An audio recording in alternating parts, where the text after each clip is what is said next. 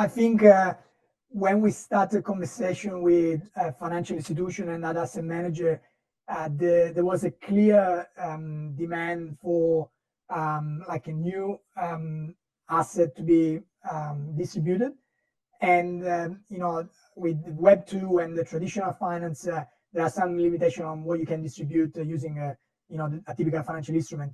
And what we see today, like with real world asset becoming very popular, I think there is a lot of interest and demand from this asset manager to create new assets, and you can only distribute these using blockchain. So some example there we discussed with this asset manager, for example, real estate or arts or even wine to some extent.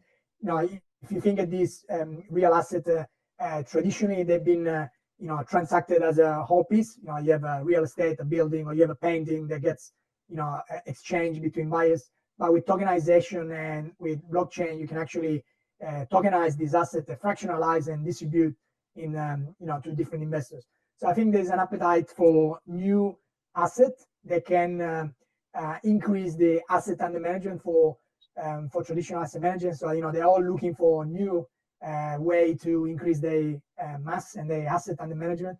Obviously, we can look at structured products as well. We were actually one of the first company to create a fully decentralized capital protected structured notes back in 2020. Funds on chain is obviously another use case that we've seen.